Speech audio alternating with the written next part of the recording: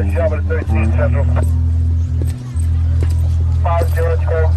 know how fast you were going? What? How fast you were going? I don't know. 10? 8.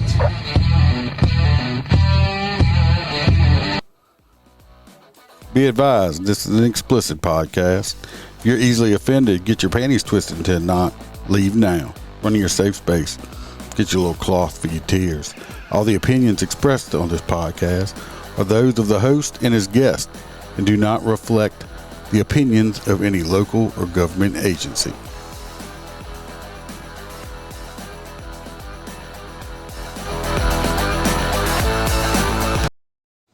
Welcome to Motorcop Chronicles podcast. Your host, the Iceman. We actually have a guest this evening. We had a little snafu. We were supposed to do it last week, but unfortunately they had some funerals he had to attend to. So before we get that going, we're going to get the housekeeping out the way. Go like and subscribe. If you're on Apple, write a review. When I see it, I'll give you a shout out. Good or bad. Preferably good. If you want to watch the live shows, Facebook, YouTube, Twitch, and it's on Twitter. Go like, subscribe, hit the bells. You're notified when we go live every Wednesday at 7 o'clock. Also, you can go check out the Etsy store if you want any merchandise, t-shirts, some mouse pads, sweat towels, stuff like that. I always putting different stuff up. We'll be having some shirts coming up shortly. Most of them came in. Freebird has his own specialized shirt along with the box and Holstera, and of course me. So now y'all want to hear what the guest has to say. So we're going to get him introduced. Nicknamed him the Rookie, not because he is a rookie, but because of he went through police academy late in life, like at 40. And it's kind of like that TV show they had, those guy that went through police academy at 40. So I don't think he's rookie anymore. He's supposed to have some really good stories and all. So let's get him on. Hello. Hello, Iceman.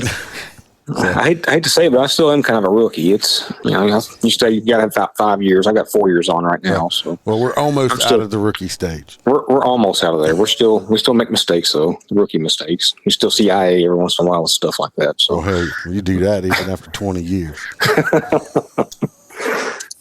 Yeah, but no, I like you said, I came into it later in life. I worked 21 years in a construction industry, and my father was a police officer and always wanted to be one, but I got out of high school making $80,000 a year pretty much, and never really looked back onto it until later in life. And my little cousin, who's 6'4", about 250 pounds, which I'm 5'8" and 200 pounds, so he's my little cousin. But he became a Kentucky State Trooper later in life. But one of his classmates got killed, but the one that got killed had traded posts with him, so he could be closer to his family. The other trooper, he didn't have a family or didn't have kids or anything. So he went there and got killed. And then I went to his funeral, and I decided then I'm going to do it. And I did it. So and here we are, several years later. You were making out like big money before, so you should have, I took a huge pay cut to come and do had this. all your stuff paid for, right? Yeah. Already saved your millions up and everything. Yeah, my millions and millions of dollars. Yeah. And we just got a pretty good pay bump, so I'm almost back up to where I was at. So, well, that's good. Yeah, it's still hard to recruit though. Well, that's just a sign of the times now. Ain't nobody want to be the popo no more. It definitely is. It's like I want to grow up and be a cop, so everybody calls me names and hates me. Exactly. Sucking it up on YouTube and all that stuff. Yeah, it's awesome. Oh yeah, what you don't want to do. Well, I'm on YouTube, but because of my own account, not because of something I have done. So. Well, I'm on there on not my own account, but I can't talk about it because it's still going through the court process. But. Yeah, let's not do that. Only thing we'll say is he's in the great state of Kentucky, which the first conversation we had, I did learn that was not part of Deliverance. So. No, it's West Virginia. That's a little further east there. So, wrong hills. Hey, That's true. I live in Louisiana. We're below sea level. We don't have, I mean, a hill to us is like if somebody gets a load of dirt delivered in their yard and you go stand on top of it.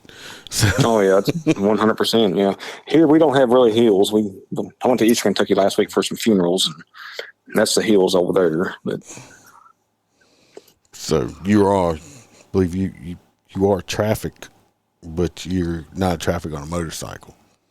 no, I'm a unit, so we've got one motorcycle we just got, but we're thinking about getting another one, but I don't know if I'll get the motorcycle or not. I'm still kind of scared of those things. So. I'm sure they'll put you through. Y'all should have schools just like we do. Yeah, they do.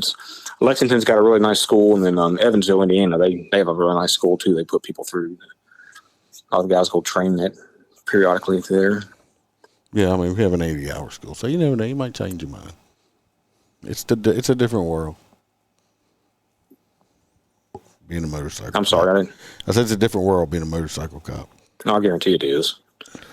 There's no way that I know you talked about doing funeral escorts and stuff like that, and that's one thing I really enjoy doing is if I can do them. We don't get to do them very often just because of call volume or whatever, but I always get on my car there at the end of it and stand outside my car and all that stuff. And I know y'all do a lot of funeral escorts. I'm sure you can't do that in a motorcycle. What's that? Stand? We will stand outside, yeah. Yeah, I mean, usually once we get to the end of it and they're pulling into the cemetery, if we have the opportunity, we'll put the kickstand down and get off the motorcycle. Well, that's good. Y'all still do that then. That's really good. We got a lot of people that don't do that, and I think it's a big sign of respect to do it. Well, during funerals, I mean, the area, the parish I used to work in, we had people pretty much trained. They'd see us coming with the funeral, and they'd automatically pull over to the side of the road and wait until it went by. Yeah, and they really do good. They do good out here from doing that.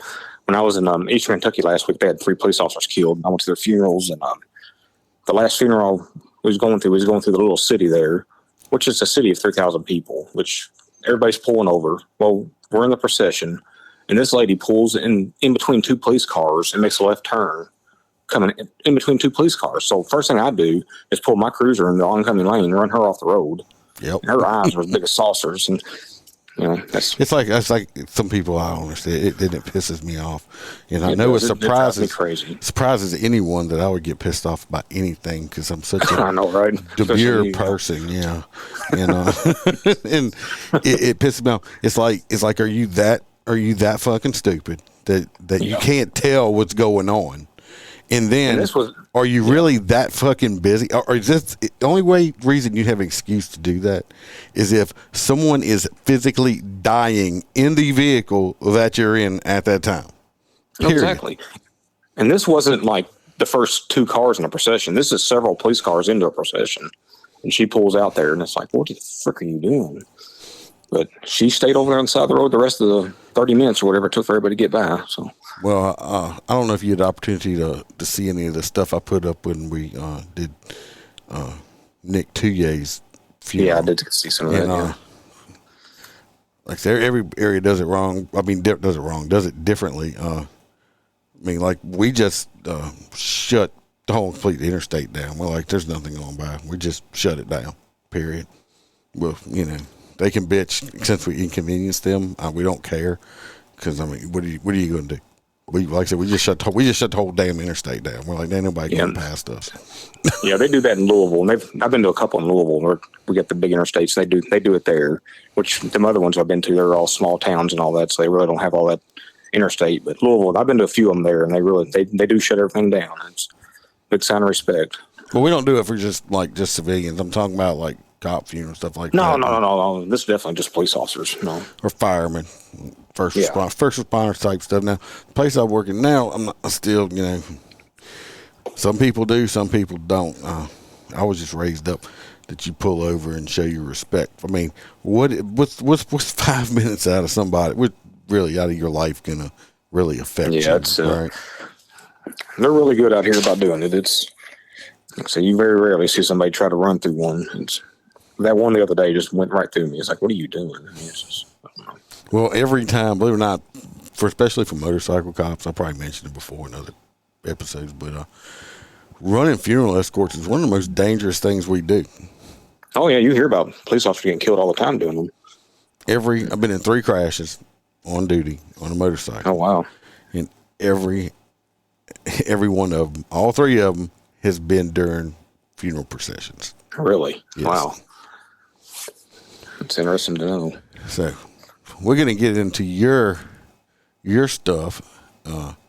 Let's do it. So you a whiskey guy, beer guy, or I'm just a beer guy. I don't Kool-Aid get into guy. the heavy stuff. Yeah, Kool-Aid pretty much. Yeah. Just the cheap beer. I don't get into the heavy stuff. what you anything. eating? What you drinking? That cheap beer, Natural Light, or It's that Bush Light. you drinking that Bush Colt? You lattes. drinking that Colt 44? No, we don't do that. We do the Bush Lights. That Coke 44's got too much alcohol volume. You gotta watch that stuff. What about you? What you drinking tonight? Beer's so nasty. I actually, I got some Howler Monkey, the banana flavored. Not my favorite banana flavor, but that's what they had. The Howler Monkey with my peach soda. See, so I got the Georgia Monkey I'm drinking. Oh boy. Yeah, we're from the land of bourbon here, but I don't like bourbon. I love my Anything whiskey hard and like that. bourbon. I don't like the taste of beer at all. Yeah, it's an acquired taste for sure, but I don't like the taste of bourbon, so to each their own, right? You got to try some of that flavored stuff. You might like it. That's taken away from it, though. No, the vanilla Crown with some vanilla Coke, it's delicious. Ooh. They say Apple Crown's like the worst one. No, I love Apple Crown. Oh, gosh. With Sprite. I mean, Crown's not my go-to, trust me, at all. Now, see, Freebird is in Tennessee as and we're about Jack speaking. Daniels land. And he went by the Old Smoky Distillery because Old Smoky, they make some whiskey, not just moonshine, but they make a root beer flavored whiskey, which I like, and they have strawberry lemonade flavored whiskey, Oh, wow. which is extremely delicious. And the box wanted some too. Well, Freebird sent me a text and a picture with it. They are completely out. The shelves are bare of the strawberry lemonade. Really? Whiskey. Said they have been out. Good then. Oh, it's freaking. Then if you mix it with some lemonade, what? But he said they've been out for over 2 weeks because of a strawberry shortage. I'm blaming that. Strawberry shortage. Yes, I'm blaming that on Joe Biden also. Yeah, everything's blamed on him. Everything is Biden's fault. It definitely is. I agree with that 100%. I bet you he'd get off. I bet you he'd start doing something if they had a Depend shortage. So and tapioca pudding. Which I say that I like. Goes without saying, yeah. But yeah, so I'm not sure on the root beer, but the world's fucked up when you can't even get your whiskey. That is true. So, but I'm drinking. True. I'm drinking some banana right now. So we're gonna start out. We're gonna just straight up ask, since we always do. We know Freebird's never had his naked story. How many naked people have you had to deal with? The first person I went to that was a deceased person. It was a female that died in her home. Of course, she died in the bathroom. That's where they always die. But she was only like in her 30s, had like 6 kids. These kids were in this house for 12 hours with her. Well, that's why she died, because she had 6 kids. And probably just gave up on life. But just laying in the bathroom, fell off the toilet, and no pants on, no bra, nothing. That's how they always die. I don't get it. So she was sitting naked on the toilet? Yeah, and just no drug use or anything. Was she a big lady? No, she was just a regular size. I won't say regular size, but just a normal size person. Normal size person. Yeah, nothing big, nothing little, just your average middle-aged female, and just fell off the toilet dead. And it was something, she had some kind of disease or something that was in her early 30s. In the tub? I'm sorry. Did she fall over into the tub? Was it a small bathroom? No, it was on the opposite end of it. It was a small bathroom, but it was she fell against the wall in the toilet, so it was kind of weird. Well, I've had stuff, being a cop, you've always dealt with people dying on the toilet. Sometimes they get stuck in between the wall and the toilet, which makes it difficult. I've seen that too. Yeah. And then, unfortunately, with 12 hours, Lavidia had probably set in really good where all the blood had went down to wherever the body was leaned over at. None of the 6 kids went and checked on her, and all this time they just thought, she was. No, they finally called the police after a while. Said I mean, how old were they? I mean, one of them had to be at least 12. Oh gosh, they range. No, they range from, I think, 2 or 3 years old all the way up till, they were 14, 15 years old. I mean, they were older kids. 15-year-old kid, mom in the bathroom for 12 hours and never checked. Yeah, didn't even check on. That's kind of weird, or just. Yes, kind of the society we live in now, I guess. Do you have any actually fun naked stories? I actually don't. I really don't. So all your naked people are dead? All of them are dead. We don't have I don't have any good naked stories for people that are alive anyways. The first suicide I went to was my last day of training when I was doing my FTO process. And this kid had, I say kid, he was 21, 22 or something like that, but he had shot himself in the bottom of his chin with an AR. And of course I went to the top of his head and all that stuff. But he set his house on fire before he did it. But he was in a bedroom and closed all the doors. So it just smoldered out, and so it didn't catch on fire. So we go in there, and this first suicide I've been around or anything. Like I said, I've 40-something years now, and this first one I've seen. But he had a hole in the bottom of his chin, and it was like bubbling. So I'm thinking, man, this guy's still alive, But it was the gases releasing from his body, I guess. Mm-hmm. And the smell wasn't bad, or he'd been there a couple of days. The smell wasn't real bad or anything until the coroner got there. And the coroner picked the guy's head up, and like the whole back of his head was like just completely. Like I was gonna say, if he only had the small part where the blood was bubbling out, but I was waiting. As I say, he shot himself in the AR. I'm pretty sure the exit wound was pretty traumatic. Oh yeah, it was pretty traumatic. So you couldn't see it when he was laying on the ground. So he grabs the guy's T-shirt, just wraps around his head to keep everything held together. So we put him in a body bag, and then the smell hits me, and I don't do good with smells at all. I'm not at all. So I'm the guy over there dry heaving on the side of the, They wasn't hollering at you, don't throw up inside, because you can't be contaminating the crime scene. No, you can't. Which I physically can't throw up. I've had surgery on my stomach. I used to have heartburn when I was younger. So I physically can't throw up. So anytime something like does happen, it's horrible. That's even worse. Yeah, it is, because I'm over there dry heaving. Everybody's making fun of me, and I can't even throw up. Lord, but so all right, we'll just leave the naked ones alone since all your naked ones kind of suck. Yeah, I didn't have no good naked stories. You didn't have a guy chasing you around with his dick in his hand or nothing like that, trying to hit you with it. But I said that, so that's probably going to happen now. You're probably going to go back to work whenever you go back. Some dude with a big baseball bat cock's going to start chasing you around. You're going to be screaming. That's probably what's going to happen. And you're going to be hollering, "Fuck you, Iceman!" I'll send you the body cam footage when it happens. And I will gladly post it on Facebook. Oh, I'm sure you will. Because somebody asked me today, they're like, "Dave, they're like, what the hell's wrong with you? You don't like, I thought you and Freebird were friends." I'm like, "We're great friends." They're like, well, you got something against them? You keep posting all them Falcon pictures. I said, it's satire. It's funny. It's a joke. I said, I love that dude. No, I said, he knows what it's about. So somebody said, "You don't like him?" I was like, "No, I like old Stare good too. I just like making fun of him. I don't know if he even owns Speedos, but it's funny." Yeah, you guys are a mess on your all show when you do that, all three of you. Well, I'm just happy I did get the news today, because the box had gotten a different job in law enforcement, a different agency. I started to think we were going to lose him for a little while, but we found the news today that he's going to be allowed to do it as long as he don't mention the department, and we just keep using the nickname. So that's what we do anyway. Good. So that was good news. Same here. So tell me about, I don't know, you got to have some funny stuff that happened. Everybody does. You got your notes? Yeah, my the funniest thing I think I've ever seen was I'm a training officer now, which is still crazy with 4 years on being a training officer. But I got this kid I was training last year, and he's 21, 22 years old, young kid, real good kid though. Well, we get to this call with EMS, and this guy's he's drunk out of his mind or whatever. He's passed out. So we get there. Well, the kid runs his information through dispatch. Of course, the guy's got a warrant. So we've got to arrest him, and we take him to the hospital. And the whole time, this guy, he can't even talk, but he's fighting us the whole time. So he's sticking his head like through the hospital rails and all the bed rails and all that. But he just keeps going, ugh, ugh. That's all he's doing is making grunt noises. So after about 2 hours at the hospital, we finally get into the jail. Well, we had a spit mask on him. Now, this guy's in his underwear, too. He's a black man, real skinny guy.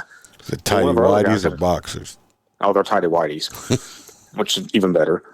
But one of our other guys had arrested a black female she's like really crazy, but she was really drunk, too. So they're at the jail with her, and they've got several jail guys out there trying to calm her down.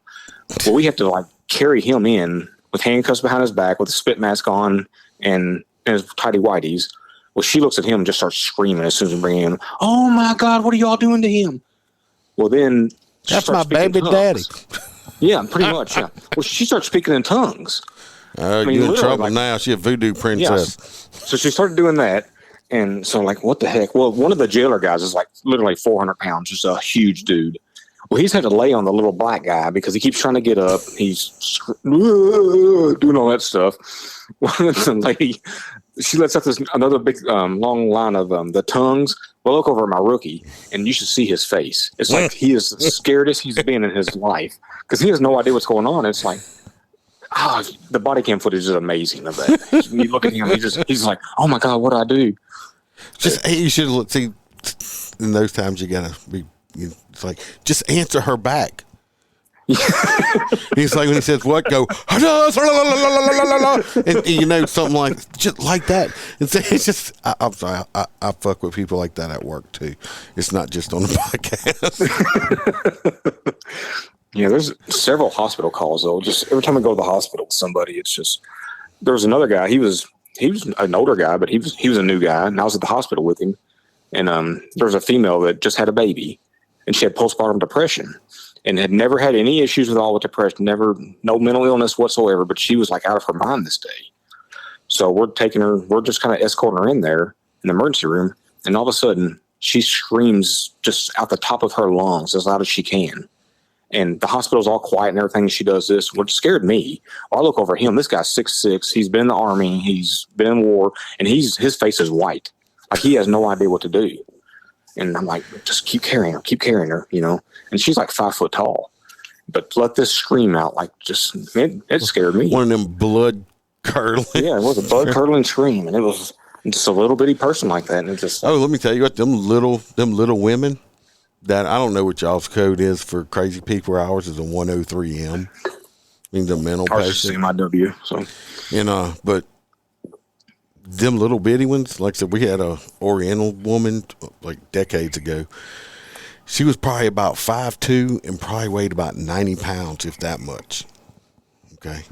And for some reason, I was backup because I was a motor. I was backup unit. I backed the guy up. And for some reason, she thought I was Satan, but he was an angel. Oh, boy. Oh, yeah. When I pulled up, he was fighting with her a little bit. Well, she stopped fighting, of course, because all of her focus was on me at the time. She's like, yes, it's Satan. Get him away, Satan. And she turned around and looked at him and was like, you're an angel. And so, but it took both of us, Satan and the angel, pin her little 90-pound down to get her cuffed. Because they're the worst ones. Them little ones are the worst ones. Oh, yes, and they're hard to keep hold of. And you're trying your damnedest not to hurt this little person. Mm-hmm. Because at the time I was probably about 220. Way more muscled up and in the gym than what I am now. Yeah. It's old, being old and fat, but and this guy was in good shape too. So you're looking at two guys that were in good shape. Took both of us to hold this little 90-pound crazy bitch down. Well, if I could have found another angel, it might have been easier. Maybe she didn't like Satan on her. I don't know. I don't know if you ever listened to any way back episodes when I talked about, when I arrested Jesus' wife. Mm-hmm. So I don't know why crazy people get so biblical, but they do. They do. And you talk about Jesus. He don't work for us no more. He went to a private job, but when he was new, he got up there and he got out with a Mexican, and his guy's name was Jesus. Well, he runs his name through. He runs his name through dispatch, and he gives it, alpha, the Jesus, and dispatch comes back with Jesus, whatever, and he goes, "No, dispatch, I'm pretty sure that's his name's Jesus." I love it. First time I was working in the jail. This is how long ago this was. I was working in the jail in the pod area. This was way back when the jail was extremely small. It only held like 120 people. The whole entire jail. Just the whole jail. And there were two of us back there, and I came on day shift, and then I got to feed breakfast. And I'm calling people's names out, because if you don't, they'll come up there and try to get extra food from you, So I call each person up and let them get a tray. So we're checking off who's eating, who's not eating. Well, I had a new person there. Well, it's like, I'm an old country boy, right? I mean, it's like where I grew up at was not, I'm not going to say, I'll say it. It was not diverse, okay? At all. I mean, you understand. I mean, hell, you see some of my best friends now, and if anybody listens to my podcast, I never mention race very seldomly. Yeah. Some of my best friends now today that come to my house stuff are black men. I don't care what color you are. I go off I'm kind of like with Martin Luther. I go off on a person's character, not the color of their skin. If you're a good person, I don't care what race, creed, color, religion you are. I go off on your character, not anything else. That's just how I am. It should be. And that's how I was raised by my parents. But even though we grew up in a very non-diverse area, okay, and like I said, I'm 51. I don't think I've ever mentioned this before, but when I was growing up out here in the country, it was, started going to school in the late 70s, early 80s. The black people actually still had their own school bus. Oh, wow. We didn't. They had the white people's buses, and they had black person school buses, and that's just the way it was out here. And the Klan actually used to have meetings at the courthouse on the first Wednesday of every month. The Ku Klux Klan, the KKK, yes. We moved. My family moved out here when I was in kindergarten from the New Orleans area, and my mom did actually get a thing in the mail, because she told me about this, and plain brown envelope thing. It was a thing. It was a thing to join the Ku Klux Klan. Oh my goodness. She respectfully denied, and people can take this how it is, but it's the truth. She sent, this was back in the 70s. She gave them like a little $5 donation and said, "Thank you, but no thank you." The donation was not because she supports them. It's because back in those days, they would burn your shit down. Yeah. Okay? And if you, even being a white person, if you opposed them, you would come home and your shit would be burnt to the ground, okay? So she respectively declined the invitation my family did to join, but gave them money because we didn't want our shit burnt down. So thank goodness. Times have changed. Yes, thank goodness. It is not like that no more, because all that shit is wrong. But I'm just saying how I was raised, and I'm totally off subject here on the matter. I don't remember what we were talking about. Hell, I don't know. I grew up in crazy Louisville. People. Yeah, we got another good crazy person story too, real quick. I'll tell my Louisville story real quick though. I grew up in Louisville till I was like 9, which we lived in a part of Louisville called Shively, and it was all white people and everything. Which it was an old people like neighborhood now. Now it's like it's the hood now, like really bad. But I had a little friend though. He lived downtown, which in the west end of Louisville is like that's the real bad part of Louisville, and he would ride a bus over to my house every morning, and he'd get off there, and we go to school together every morning.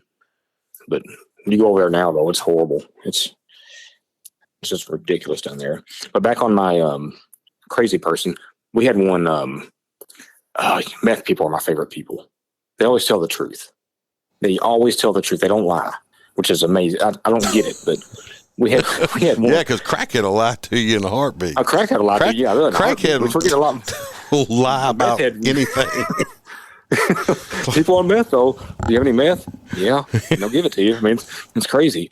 But we had one. He called it. We've been having issues with him for several days. And the guy's crazy on top of being a meth head. And he kept calling, and got his neighbor. He calls one day and says, "My neighbor stole my phone," and he's calling 911 on it. So I have dispatch. I get there, and he's like, "Yeah, he stole it." So I have dispatch call the phone. The guy's got the phone in his hand. I'm like, "Dude, that's your phone. Quit calling us." So later on, we get a call that he's out shooting bow and arrows at his house. This ain't my hand. Yeah, exactly. Well, he's got 2 phones with that same number. That's what he said, or something like that. I was like, quit calling us. I'm sorry, I get the giggles. I can just see this freaking crackhead with swords and shit that's in there. So I was like, yeah, I don't know. Somebody stole my phone. Hold on a minute, my phone's ringing. Hold on, the cops are here about my stolen phone. You know, I'm just got this whole mental picture going on. It was pretty good. And like I said, the phone, he said the guy he's got 2 phone numbers in because he's got my phone. It's like, okay, whatever. So we get a call later on that he's shooting arrows at his house, his apartment. So we go out there, and sure enough, he's out there. I get there first, so I grab my rifle. I'm about ready to shoot this guy. And he's shooting arrows at his freaking house. So I get on the ground, so he gets down, whatever. Well, he's got this abscess on his arm, like a MRSA thing or whatever. Like a boil or something? Yeah, something where he's picked at or whatever. Ugh. So he's screaming at the top of his lungs, I've been raped by a worm ball, and I've got mermaid worms coming down my arm. The fuck is a mermaid worm? I don't know.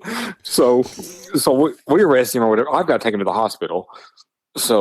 But we apply for a search warrant for his apartment because he's obviously got stuff in there. Well, they put him in a search warrant, the guy that applied for it, that the mermaid worms are coming down from the ceiling or something like that. But he got to jail. We got to the hospital. First I took him to jail. In the jail, he started talking about mermaid worms. The lady at the jail, nurse is like, no, you're getting him cleared, which pissed me off to no end that they wouldn't, because he's obviously high, but he's not high enough where they can't take him. It's like this dude's seeing shit. Yeah, he's PI. I mean, that's, he's public intoxication. So anyways, I take him to the hospital. He's screaming at the top of his lungs at the hospital, I've been raped by worm balls, and I've got mermaid worms coming out, and these police officers won't do anything, and the Kentucky State Police needs to come here and investigate this now.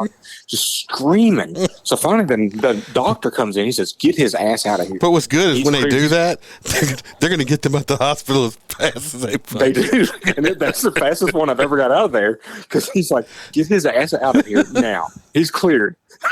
Yeah, it's like, ain't nothing wrong with him. But he was at court too.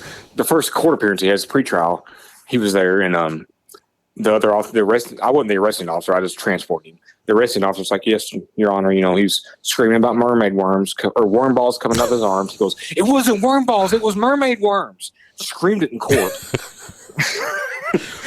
I would love to see a picture of a mermaid worm. I still do too. Is that like a merman's penis?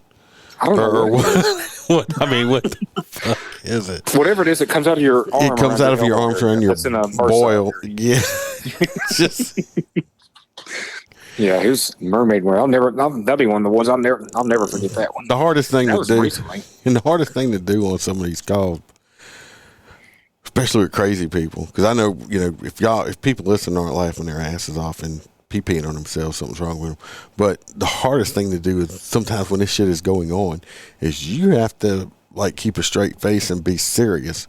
I can't though. And it's like, on some of them you just have to. I mean, yesterday I was just, I keep telling myself I'm going to stop doing it because I'm going to end up in the freaking office.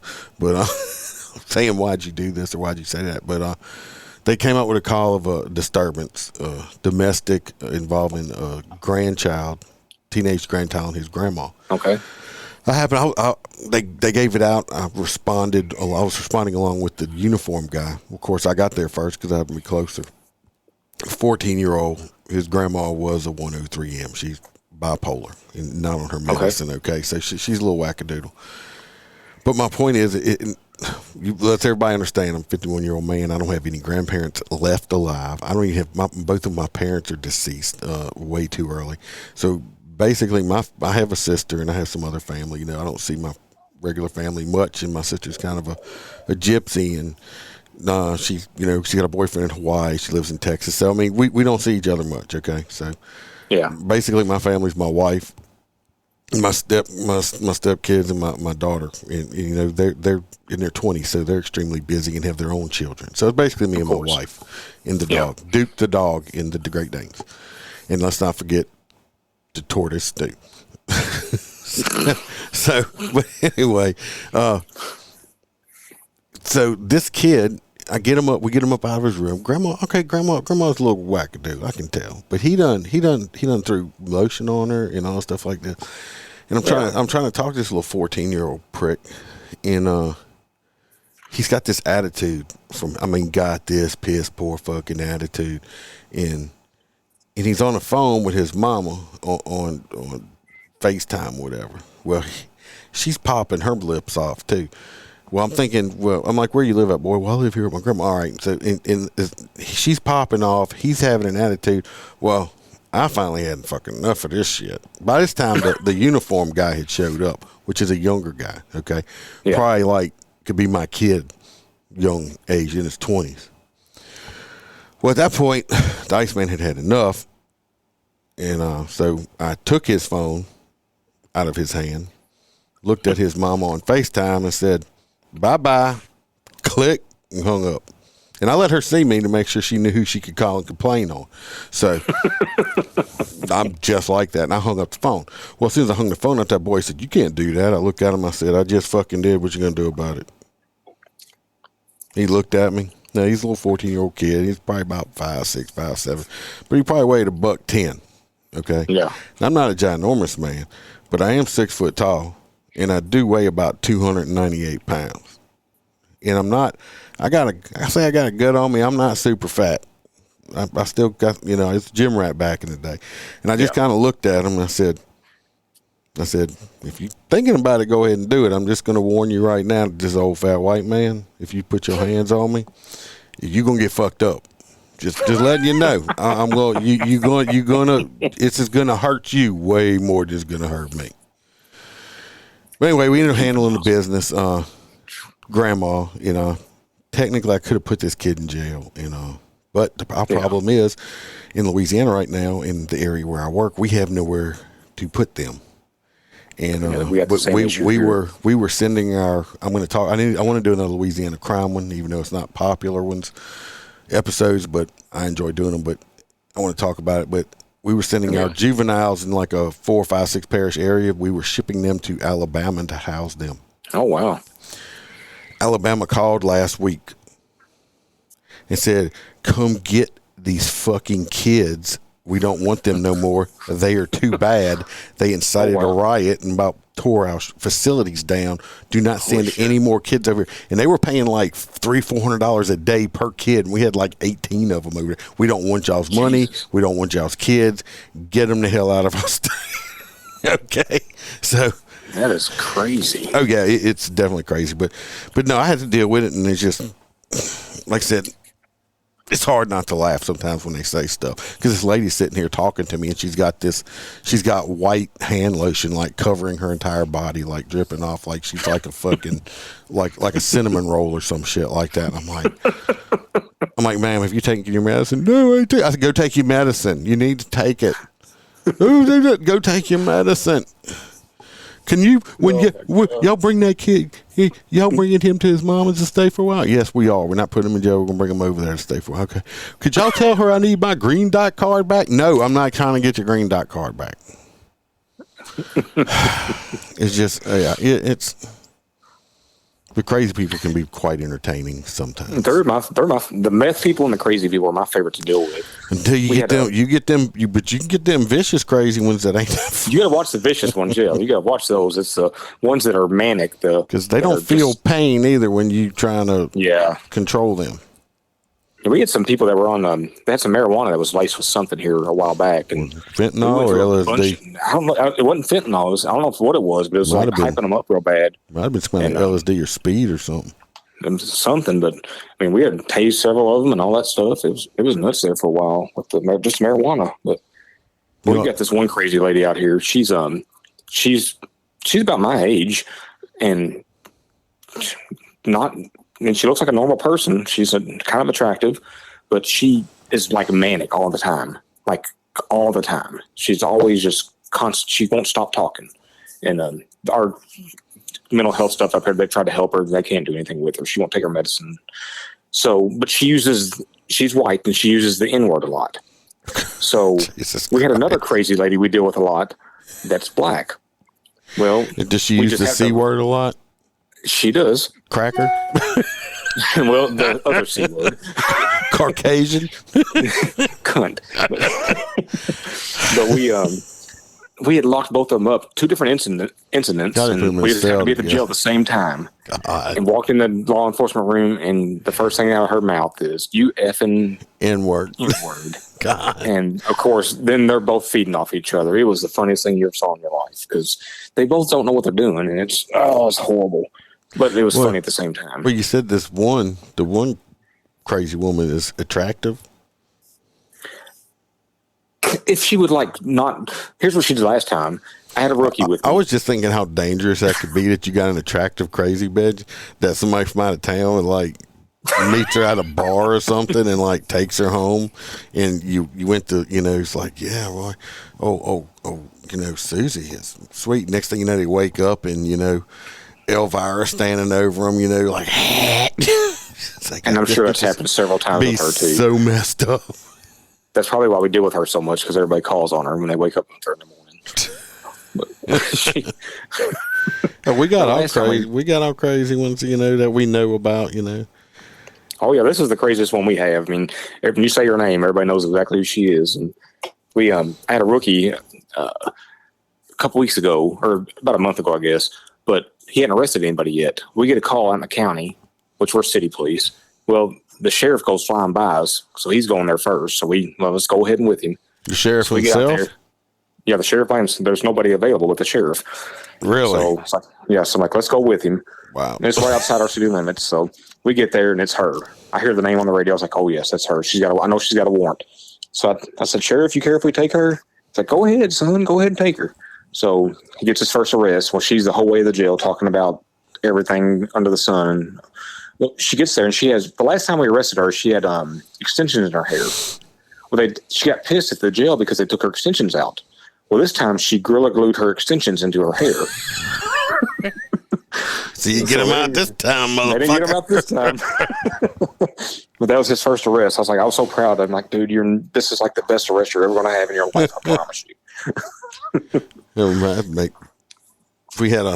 remember one time I was a jail supervisor, and they arrested somebody that come in there. I think it was some dude, and he had some fucking earring stuck somewhere in his face.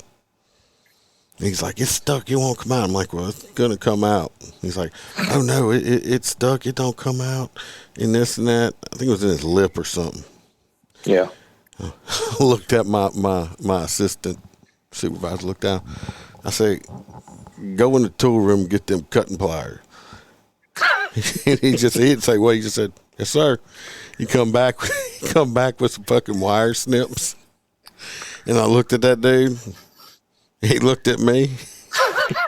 And he took that earring out of his face. He's like thinking, this motherfucker's about to cut this shit out of my face. He was like, because I looked at him and, I got that raft face. And he looked at me and he reached up in there and took it out. And I'm like, oh, your saliva must have loosened it up a little bit there, huh? I was like, oh, it's going to come out one way or another. Jesus. You talk about cutters. We had a pursuit here a couple months ago, and it went way out into the county or whatever, and one of the SO guys ended up spike stripping the guy. Well, he runs off the road, and he jumps off running out of this van barefoot. And I think the guy's from Washington or something, like nowhere from around here. Well, he jumps this barbed wire fence. Well, about this time, one of the state police lieutenants gets there with us. He gets out with us. Well, the guy gets in this field, and he just like gives up right away once he gets in the field, just like lays down. Well, the lieutenant from state police, he comes sliding in like he's sliding into home run. He does the Kool-Aid man, like, oh, yeah. Just exactly like that. I mean, exactly like it. Sound like fucking Macho Man Randy Savage. That's what it did. Yeah. The Kool-Aid man or Macho Man, doesn't matter. Whichever way he did it, and which was amazing. But we get the guy arrested, and I've cut my hand open trying to go over this barbed wire fence. And so we're going back over to the barbed wire fence to get him back over. And one of the guys I'm working with, one of our city guys, he's like, let me go get my bolt cutters out of my car and we'll cut this fence. That trooper goes, nope, He got over it the first time. He's going back over it, and just like threw him over it. But We did that shit before. But come to find out, it was opening day of turkey season that day, which we didn't hear it at the time. But there was people in that field target shooting with shotguns. Well, he thought we were shooting at him. That's why he gave up. He's like, these motherfuckers shooting at me. That's fucking great. Which our supervisor got there on scene and he heard the gunshots too, and he thought we had said shots fired on the radio because we were so far out, our radios weren't getting out very good. And so he hears gunshots. He's like, "Oh my God, they done shot somebody." Yeah, that was a pretty good one. we had, this was when I first started, so this was because this guy retired not long after 2-3 years after I started in law enforcement. It's so long ago.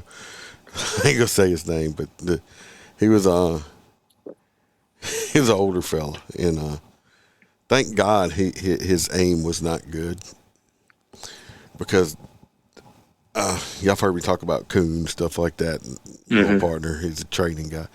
He was over training at the time, back then, and he said that man would come to him once a week to get more bullets. Because he was always shooting at people, but couldn't hit the front side of the bar. He said, "Thank God this up." He said they'd take off running from him, and he'd go, "Stop, freeze!" They would stop. He'd pull out a hog leg revolver out. Oh, Jesus! Oh, it's like he'd go back. "I need some more bullets." He's like, "Well, what happened to the other one?" "I was shooting at that guy." It's like, Jesus Christ! I mean, this back in the day, you can't do that shit today. But no, you can't. No. What I want to say about it is, how you call license plates out, right? Mm-hmm. A Adam, B Bravo, stuff like that. Yeah. This guy, he called a license plate out one time. Adam, C, Charlie, and it's gonna be a cucumber. And everybody, and this match is like 10-4. It's like he's I'm gonna do it next time I get a cue. He called out cucumber. Oh, it was about 3 months ago. I had dispatch scared because they called me after the traffic stop was over. I had a plate, and I pulled them over. I started looked at it, and I was like, I can't do it. I want to do it, but I can't do it. The first our place down here are 3 letters for cars and 3 numbers. On trucks, it's 1 letter and the rest number. This was a car, and the first 3 letters were BLM. I was like, oh, when I say it so bad, I better not get in trouble. And after the call, they's like, oh, when you started giving it out, and then we realized what it was, we were like, oh, Jesus Christ, we thought he would have called it down. I so wanted to. I wanted to so bad. But I didn't. I didn't feel like I still got a couple years left. If I was a couple weeks out from retirement, I'd have just busted it Definitely do it, yeah. But it's like, oh, yeah, they were like, oh, my God, we thought, like. God, that's what amazes me about this job, too. Is like, I've been doing this 4 years, and it's like the stuff that happens that we see every day that the people don't get to see in regular life, and how fun this job can be at times. And I don't know, like you've got 20 years or whatever on almost. I wish. No, I'm at 27 actually. 27. Wow. I wish. I'm gonna tell anybody that's listening, if you're a new cop or even an older cop, start writing your funny stories down, because stuff will happen, and you'll say, "Oh man, I can't wait to tell a story." And you'll think you're gonna remember it. And so much, if you plan on finishing your career out, so much shit is going to happen is you're not going to remember half of it. Right? I wish I would have wrote down just half of the stuff, because, like I said, a lot of times when, like, I'm talking to him here, and he'll say something, and it'll spur a memory off of an old story or something that happened, and I had just totally forgotten about. It does. Even just my short career. I mean, there's so much stuff for somebody to bring something up. It's like, oh yeah, I remember that happened. That was freaking awesome. Yeah, I mean, it's just you so just much. Forget it. I mean, but you think you'll remember because it was so funny or something like that. And you just deal with it every day, and it's just something else is going to happen tomorrow. Show. I mean, this could be the most exciting, the most boring, and the most heart wrenching job in the world. And all 3 of them things can happen in exactly 1 shift at work. You're right. And they do all the time. I mean, it's unreal the stuff we go through and it's to deal with. People's like, I tell people all the time. I mean, I got friends that work in chemical plants, and they make big bucks and stuff like that, or they do this, or they do this. I'm like, I don't think I could. Honestly, now I don't think I could get up and knowing and go to work and knowing I'm going to be doing the same exact thing as I did yesterday. Yeah, it's being a cop or firefighter. Maybe not as much as nothing against firefighters, not much as a firefighter. No. But it's like I like knowing I'm going to get up in the morning and go to work. And I'll have things like during school year. I know, I'm going to have to go work a school zone or do something like that. But other than that, I could be going to fill my car up and this happens. You never know you don't know exactly what you're going to be doing hour to hour, minute to minute every day. So every day is almost like a different adventure. It is. It's a circus for sure. It's a mess. It's like, and we've had several guys leave this past year. They're building a big steel plant a couple counties over. We've lost 6 guys of that plant. I'm like, they're all younger guys. It's like these guys. How many come back? They haven't come back yet, but because they're still building this place. But once this place is up and running, and they're going to be in a freaking factory where it's 120 degrees or whatever every day, and it's not what they think it is. I've seen a lot of guys leave to go to these plant jobs or whatever, and maybe 6 months, a year later, and next thing you know, they're coming back. It's like, I thought you were making. They are. I mean, thought you were making 100,000. I mean, it's you're making 100,000 a year. Well, I was. That's it. So you quit there and come back over here to I don't know. They were making 40,000, 50,000 a year. Couldn't stay away. I just couldn't do it. I tell you what, Iceman, there's nothing better than if you got to take a shit. If you can fucking go home and say, "Hey, I'm 10.5 my 1 for a little bit," or code 200 or whatever, and go to the bathroom at your house. Well, you can't do that at a factory. I can't do that one because I don't work close to work. Well, I can. But I used to for 23 and a half years. I could. I mean, the zone I worked was actually the same where I lived at. You know? I could go home for lunch every day if I wanted to. And I do. I work where I live at right now, and it's caused a lot of issues with restaurants and stuff like that. So it's got its advantages and it's got its disadvantages. Yeah, that's the first arrest I ever made was we had a new pizza place opening up. And my first arrest was the head chef at this pizza place before it even opened up. They was there training everybody. I'm like, well, great. Now I can't go eat this pizza place now. Can't eat there no more. Because Wendy's, you can't eat at Wendy's anywhere. Everybody that works at Wendy's has been arrested somewhere by me here. I don't know. Well, now it's not as bad.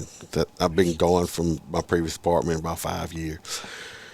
But Bam used to hate it. Of course, I hate Walmart's but especially when we first started dating and stuff, we would go to Walmart and stuff. And I'd been a cop for 20-something years, and we'd go to Walmart and stuff. And it wasn't nothing to be in Walmart. Plus, I lived in this community for 30-something years. And so it wasn't nothing for me to go to Walmart and, to get stopped 3 or 4 or 5 times by, either people that knew me or people I've dealt with calls with. And she would hate it.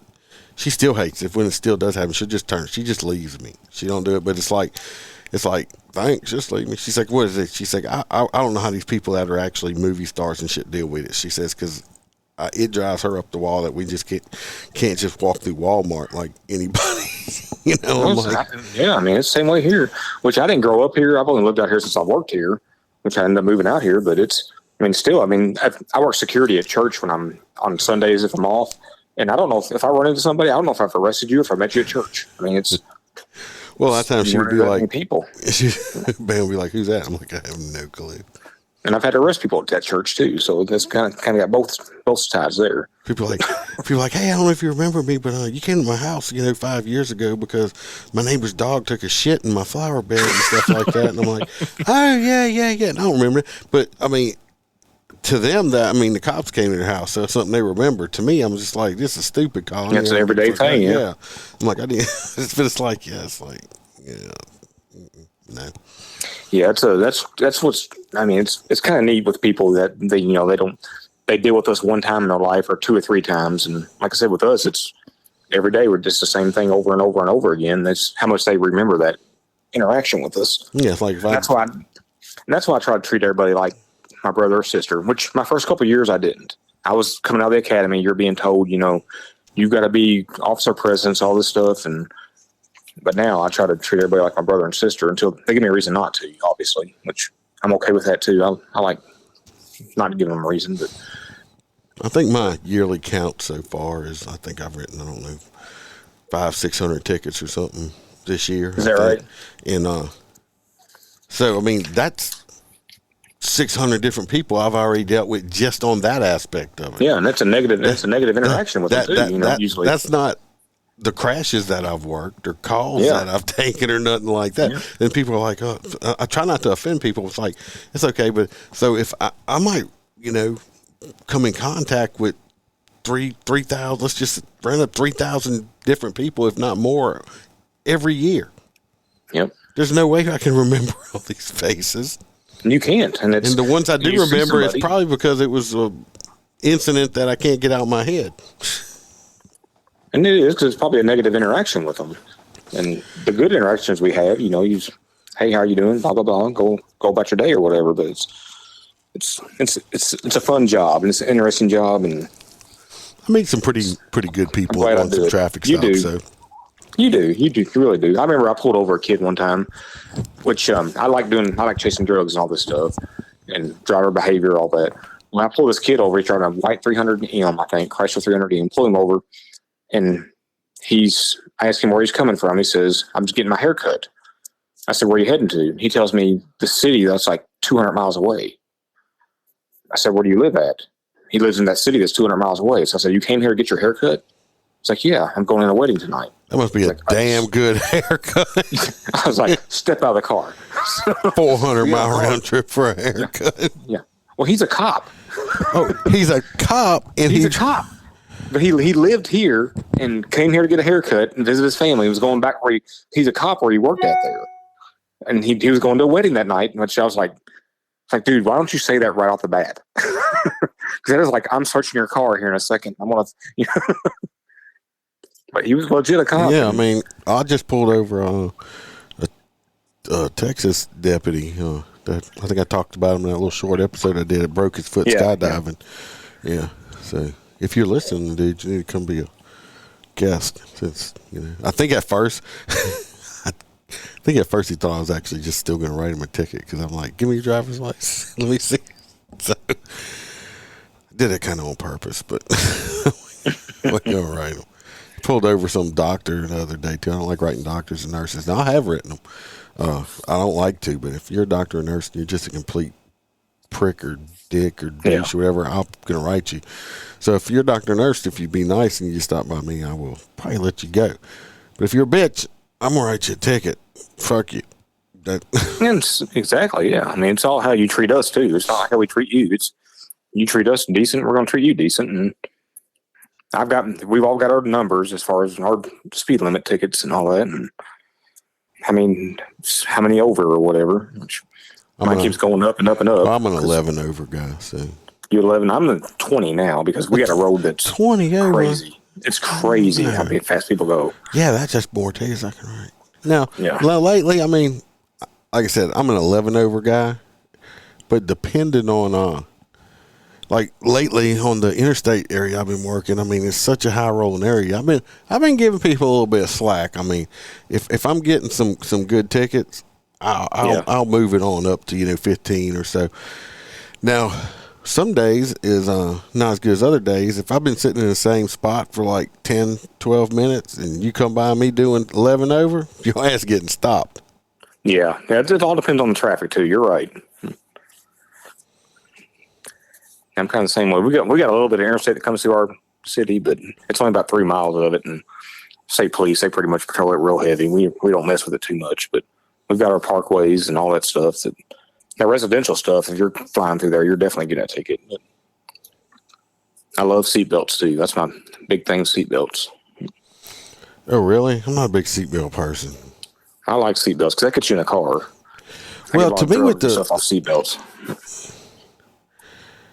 Do you? You don't like going to jail. Well, no, it's the whole seatbelt thing. I mean, especially nowadays with most of the new cars, if you don't wear your seatbelt, it's driving you crazy. Not Oh, unless yeah, you we got make a a, Toyota. Yeah. I mean, you can also, I don't know if y'all have it, but we have improper use of the seatbelt, and that's people that want to stick it under their arms or behind their back. See, and our KRS or our law, it's actually, that's still a violation. That's the seatbelt law. It's actually wrote in there, wearing it improperly. Yeah, we have improper seatbelt also. Yeah. You know, Yeah, it's all no seatbelt, pretty much. That's pretty much it. It's all in that KRS. because most of the time you can't just drive around with your seatbelt on. That sucker will ding and ding and ding. It'll drive you Of course, nuts. you can go on Amazon and buy the little thing that clips in there.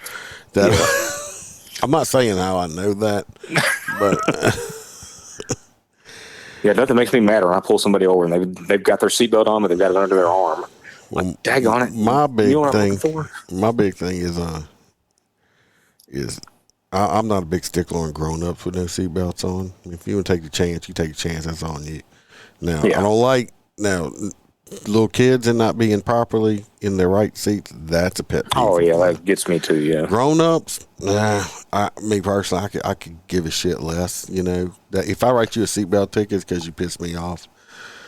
Kind of just our like. policy is, go ahead. No, just like we have a motor vehicle inspection sticker. You're supposed to get your vehicle inspected every year. It's really kind of a bullshit. It's kind of a money grab tax type thing to me personally. So if your shit's expired, unless you're being a dick, I'm not going to write it. If I pulled you over for speeding, that's what I'm going to give you. Now, if you're being a dick, I'll start picking your shit apart. Oh, definitely. But most time I'll let quite a bit shit slide. And the longer I do this, the more I do too. Because I used to, before I pulled you over, you used to get a ticket for whatever I pulled you over for. But now it's just dealing with people and not wanting to be an asshole. It's, I'm looking for more things than just your traffic violation. Oh, well, back in the day, I mean, 10 years ago, if I stopped you and you had 10 violations, you were walking away with 10 tickets. Yeah. I'd write you for every single thing that I could get you for.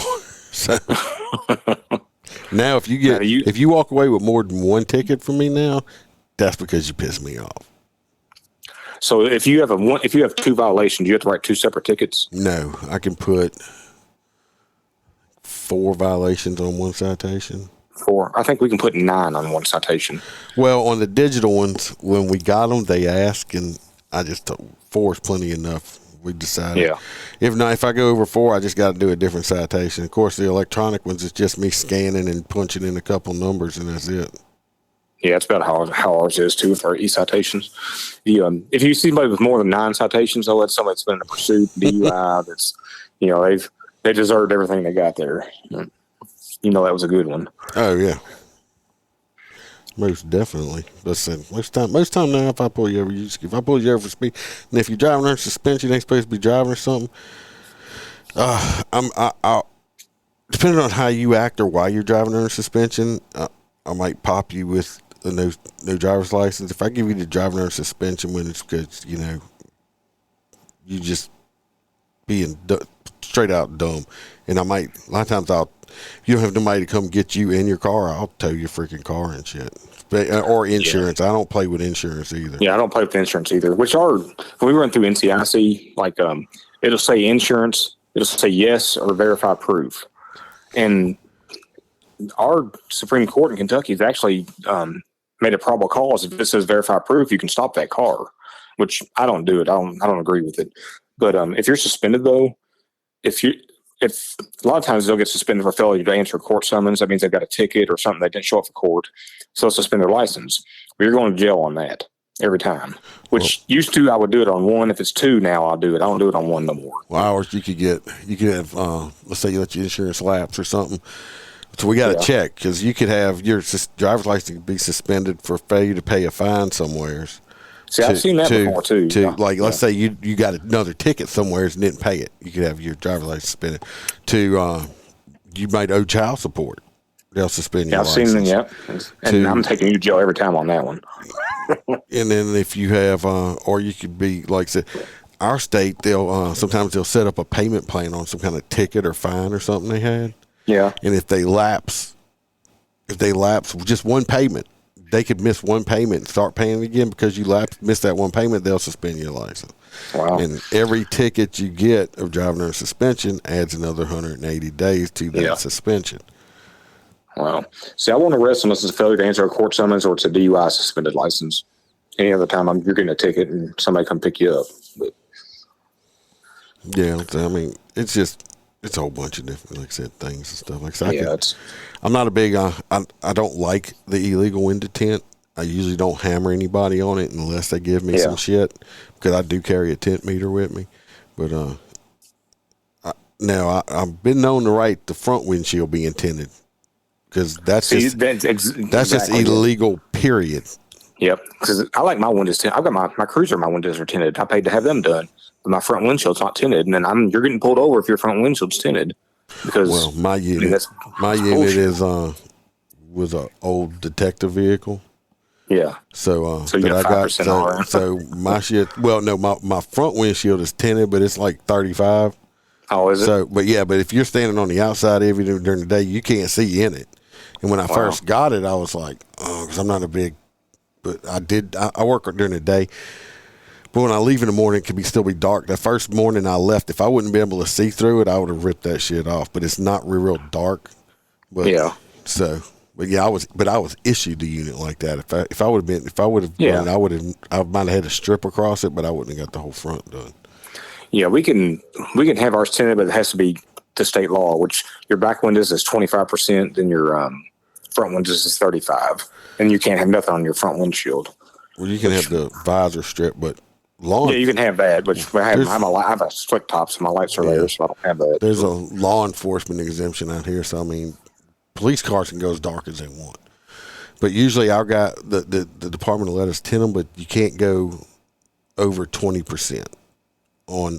But nothing. Gotcha. You can't. They won't let them tint their front glass, but like even on the passengers and stuff, you can't go over 20. Any darker than 20. Which to me, if you work nights, 5% is dangerous at night, because it's hard to. You got to roll the window down. I think so too. Yeah, I think so too. So, do you carry pepper spray? I carry Freeze Plus P, which if that's what you're calling pepper. We in the academy, when I got sprayed with it, I had a real bad reaction to it, and like my eyes swelled up really bad, and I made it through it and all that stuff, but it was really bad. So we had a. I didn't think anything about it after that. Carried on me all the time. Never used it. Y'all using freeze or pepper? The capsaicin pepper spray, not the gel stuff like you all have. No, we're using the freeze. Freeze is OCCS combined. Yeah, we don't have that. Oh. We got let me look at. Well, I don't have it in me with me right now. But anyways, I had a real bad reaction to it. So, this past year, we had a. Have you seen them Pocky hot chips they have in grocery stores or gas stations, in a coffin? It's one chip. These things are the hottest chip ever made or whatever. No. So it's like $20. No, they're horrible. No, I haven't not seen that. They're really hot. And so there's this auction company that did this thing. They was going to have a sponsor for charity where the fire department and the police department would have whoever ate it, they would donate money in their name, whatever. So there's me and my sergeant and then 2 other fire guys. We showed up, ate this thing. It was horrible. I mean, absolutely horrible. But I'm the first person to take a drinks out. Well, 15 minutes goes by. Nobody takes a drink. The auction company says, all right, we're going to call a draw. We're going to put money in all y'all's name, $250 each. Well, 5 minutes later, my stomach starts hurting real bad. Like, man, something's not right, guys. So then I go outside and I try to throw up, which I told you I can't throw up. Well, then the mayor's there too. I forgot to tell you this. The mayor's there. So I'm like, guys, you're going to call an ambulance or something. And the mayor's like, just get in my car and we're going to go to the hospital. So my hospital's only 3 miles away. So the mayor has to rush me to the hospital. I can't breathe at this time. I'm wheezing real bad and I'm having an allergic reaction to this shit. So I get there and they have to shoot me up full of Benadryl, all this stuff. And so I'm allergic to capsaicin, come to find out. I wouldn't carry it no more. No, I do not carry it no more. It's in my car, but I don't carry it. But yeah, it about killed me. That's the first time I've ever had an allergic reaction to anything in my life. I was a chemical weapons instructor. So I used to do classes and train, the coming up new cops. We used to do the chemical weapons classes. I only ever had, because one guy ever that I sprayed that had I never seen nobody be affected that bad from it. And Yeah. I guarantee you, I must have spent 3 hours with this dude. Wow. Before, yeah, this guy had a severe, and I had been sprayed, how many times? I mean, it burns and shit, but it's Yeah, like, it was horrible when I got sprayed, but I didn't eat it either. yeah. When I ate it, that's when it almost killed me. So, When we, I used to be an instructor on that stuff, but the OCCS is, I don't see why y'all still just carrying regular CS gas like that, or OC, just not the mixture. Of course, I've never tased anyone. I'm getting close to the end of my career, and I've never tased anyone. Now, I have a taser. I don't even carry it. It's in my unit. you've never tased anybody? I'd rather spray you. The taser's only about 40% effective. Now, I've tased two. I attempted to tase another guy and missed him, but I try not to, though. But pepper spray, though, we got guys that use that like it's nothing, especially the jails. I've noticed through the years, since the taser come out, too many of these cops have come in too reliant on that damn taser. Yeah, they do, and it's not 100%. I mean, it's so it's just. I mean that guy that jumped off the bridge recently. yeah. I mean, I looked beside me, some of these little young cops, and he's like, now this guy's, 50 yards away at this point or more. And I look and, he's got his taser out. I looked at him, I said, you do realize that's not even going to get close to him, right?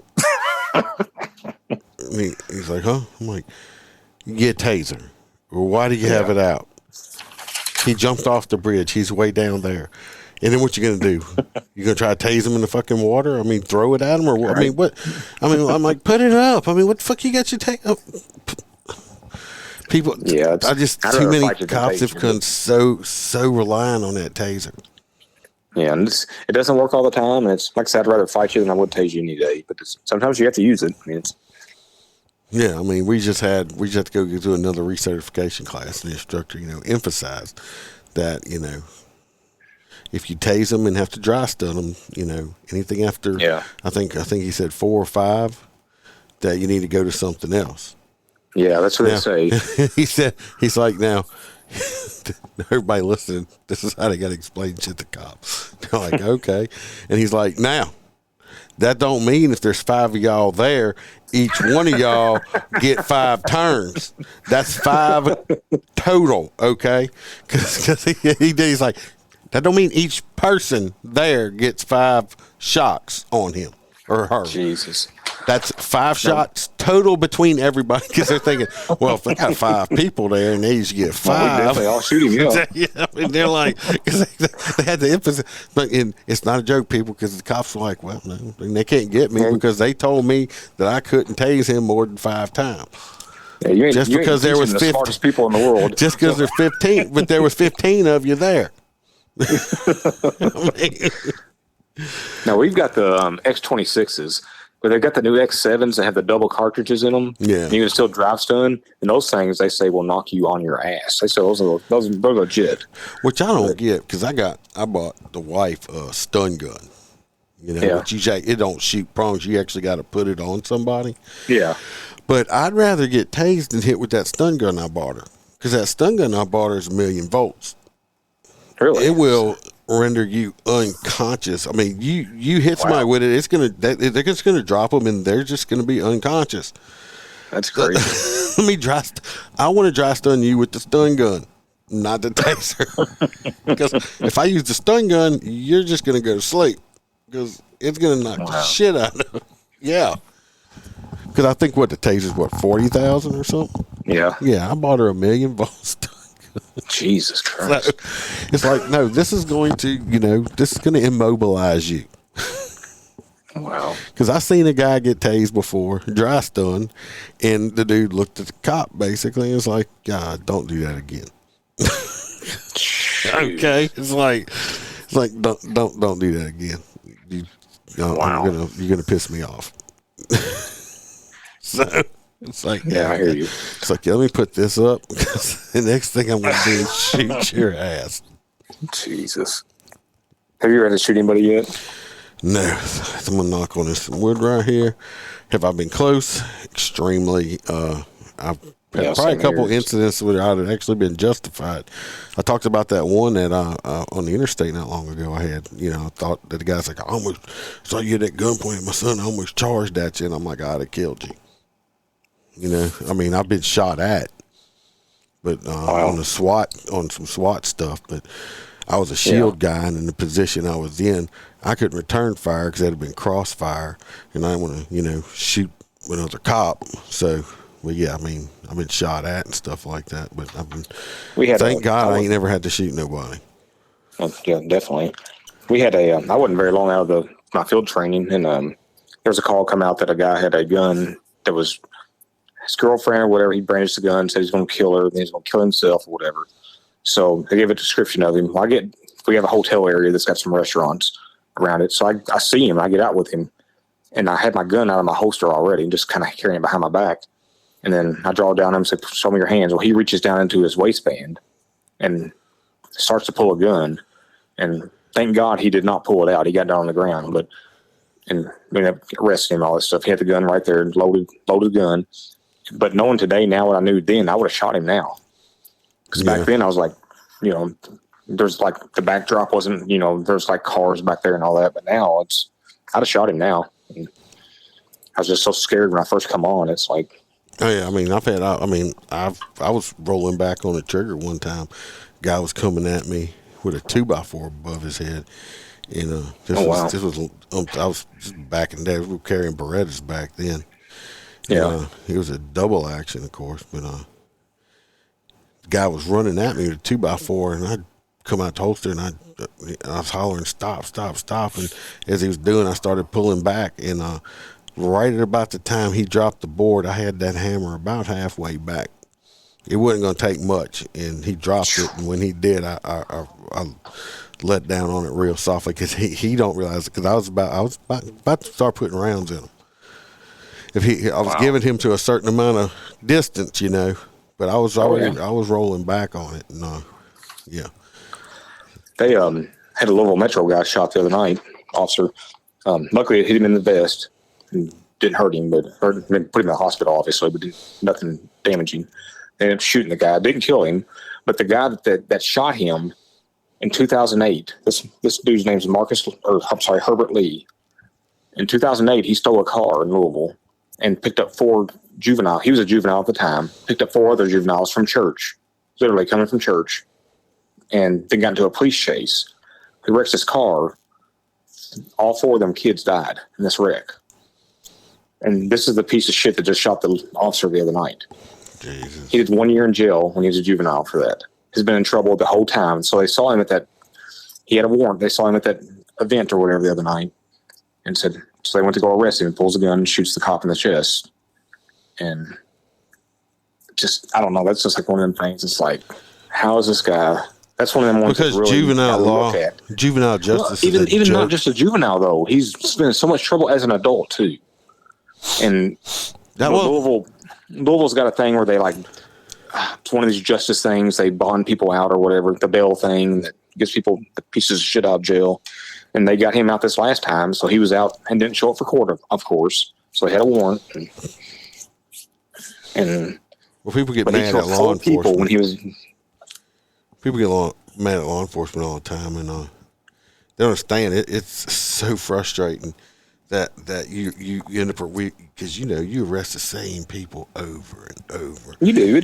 You deal with 10% of the people 90% of the time. Plead them out. They'll give them some kind of deal. Plead them out. Slap them on the wrist. Do that, and it's like, what do we have to do for you to put this piece of shit in prison? Just and people get mad. It's like, the cops, no, we don't let them out. Trust me.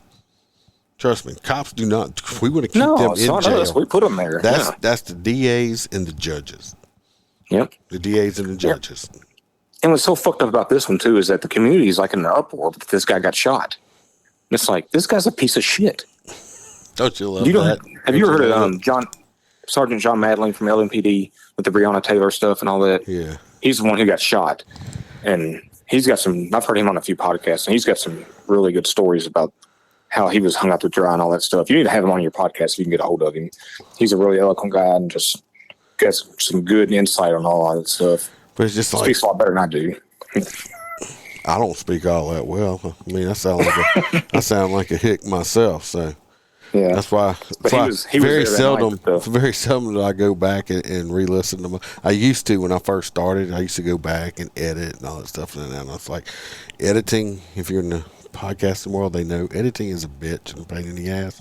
Oh yeah, and I don't want to listen to mine. I don't want to hear my voice. You'll listen to it. You're gonna listen to yourself. But it's like now every now and then I go back. I'm like, I really enjoyed that episode. I'll go back and listen to it.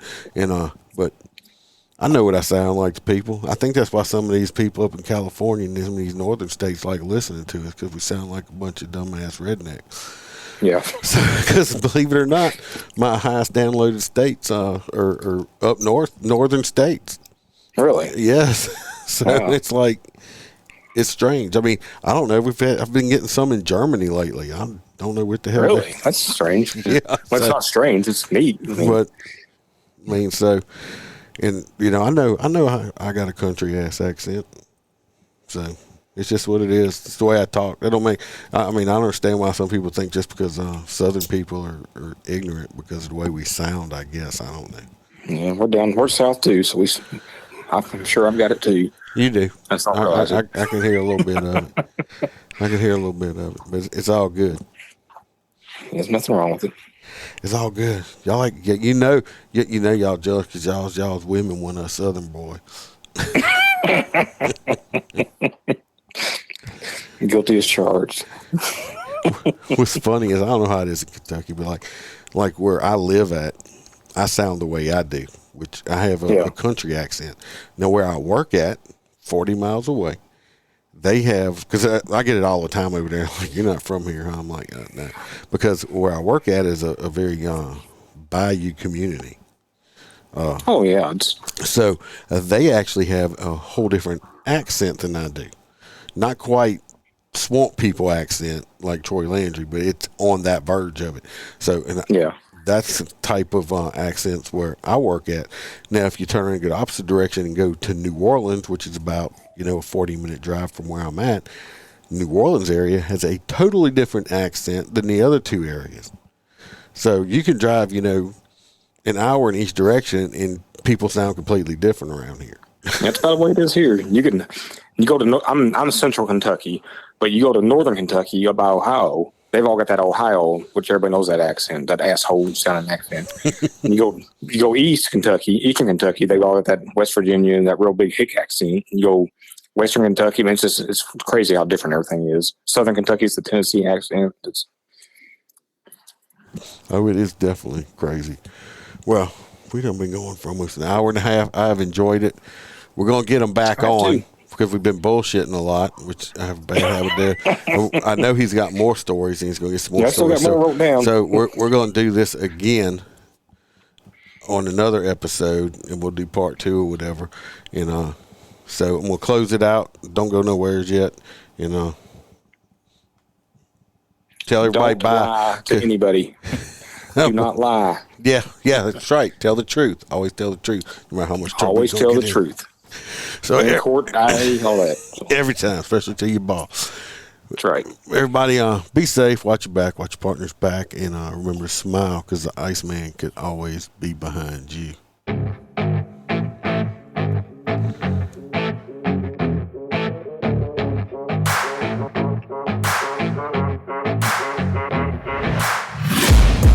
Taking shots at the enemy. I'm gonna make it to the top, leave a legacy. If I got something to say, you better let me speak. Turn it up a new degree, bitch, you ain't seen anything. I pop off with the new rock, electronic, blow the sonic roof up. I'm too honest when I take a few shots. They're too toxic, need to take the noose off. And you cannot save me, cause I don't need saving. It's everything I've been chasing, all here for the taking. Don't wanna test your luck with me, I think I've had enough.